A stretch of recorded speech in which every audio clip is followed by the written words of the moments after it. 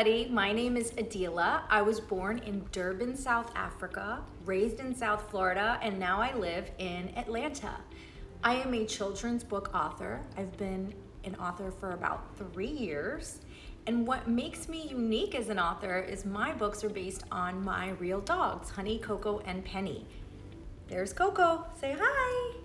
My book series is titled the Hunny and Koko series, and where I got the idea was obviously just watching Hunny and Koko, and now Penny, and their real life silliness, shenanigans, and friendship. So my first story was Hunny and Koko go to Italy. I thought, what do they love the most in the world? And they love pizza crust. So I sent them to Italy because they heard about a tower called the Leaning Tower of Pizza. When they get there, they realize it's actually the Leaning Tower of Pisa, and they're kind of disappointed, but they meet a friend along the way and they get to see Italy and they do get their pizza. That started the series, but then I was like, why don't I have them go on real adventures in the neighborhood that would be exciting for dogs? So the next story was Hunny and Koko go to the grocery store, and I thought to myself, hey, how would they react if two dogs went to a grocery store? They would probably be overwhelmed with excitement and put a bunch of stuff in their carts and just go crazy. And that started kind of the neighborhood of Whisker Woods. So I have Hunny and Koko the series, and then I have the adventure series and the neighborhood series. Here are some of my favorite Hunny and Koko stories. In the neighborhood, they invite friends over to make friendship bracelets, and they have a cookie bake.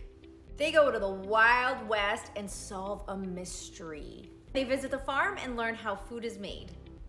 They're clearly world travelers, so they visit Italy and the Amazon, and they make some really cool friends. As for adventures, in Space Friends Forever, they see a blinking light.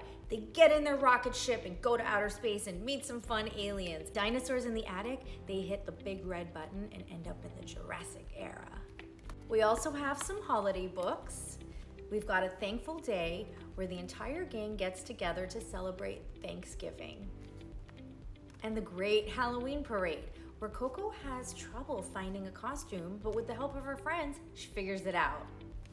They go to the fair, they go to the grocery store, they build a playhouse, they go to their first rock concert in Whisker Woods, and of course, they go to the hair salon and Big Hair Day, which was totally inspired by Koko because her confidence comes from her hair. And not only do we have a book about Koko's big hair, but we also have a song. Check out all of the Hunny and Koko books. All of these stories came from my heart. They came from my 3 best friends, Hunny, Koko, and Penny. Hunny's no longer with us, but her legacy lives on in all of these stories and books. And I hope you guys find joy in not only reading the books, but if you're an author, in just writing and leaving our stories behind and our legacies and our tributes, and it's just such a great place to be. Best accomplishment, I think, for any of us authors is just seeing people, children in my case, read the books, react to them, find the joy, color in the activity books. My advice for any author or creator is just to create and put it out into the world. Like, it will find the right audience, or the right audience will find you if it's out there. Like, if you have an idea, put it down on paper, put it into the world, and like they say, if you build it, they will come. Another piece of advice I can give to independent authors is to really find your tribe. Because I'm in the children's book space, I ended up finding a group of authors who were also in the children's book space. And the great thing about that is we are sharing best practices, we're sharing advice, and I think that's really important when you get into any new industry, is to have that community that can support you.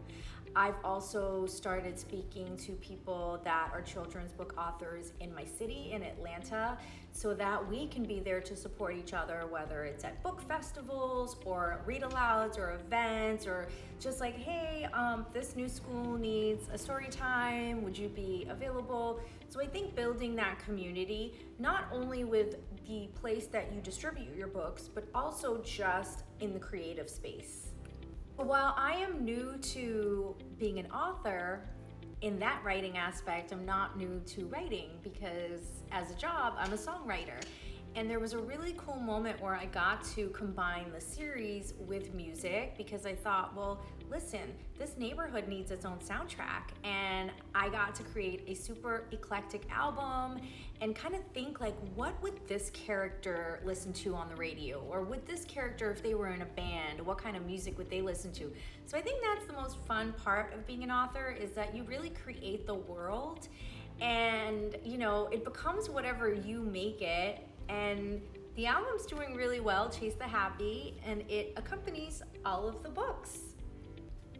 As an author, I don't often get writer's block because I literally live with my characters. So I get to see really funny stories. For the rest of 2025, I actually have scheduled out a book a month to release through Ingram. And I've already started writing more stories because, you know, I get to watch my characters and see the silly things they do. And I'm like, boom, inspiration. Let's get it down on paper. And I think that's the important part. You get an idea, you put it down on paper, and then you execute. A challenge I had as an independent author was trying to figure out how I can get my books to the masses. So when I did my research, I discovered IngramSpark was the way to do that. I started playing around on the dashboard and just watching YouTube tutorials, like how do I put a book up here? Where will it be available? I also was able to like actually speak to somebody in the support department, which was really cool. That is Penny squeaking her toy. And what I really loved was getting into the minutia of uploading a book. So yes, my books are for children ages 3 to 7, but they're about dogs. Also, they're learning about dinosaurs, or they're going to visit dinosaurs, or they might be going to the Wild West, or they might be going to the doctor, or a very regional specific place like South America or Italy. And I'm able to choose those markers, and I feel like that really locks in when people are searching for very specific things, my books do pop up. And then also it's really nice to be able to go to like a barnesandnoble.com or a walmart.com and see my books available. So I think visibility is one of the most important things when you are an independent writer. We want people to discover us, but we have to be able to be everywhere and have our books available to everyone. And that includes many countries, many regions. It includes even all the stores. Like I go into bookshops here in Atlanta and I'm like, hey, I have these books, they're available. And the first thing they ask me is it available through IngramSpark for purchase? And I'm like, absolutely. So I've had a few bookshops say, all right, well, we'll put it on our, website. And if it does well, then we can order through Ingram. So I think that that's half the battle right there, right?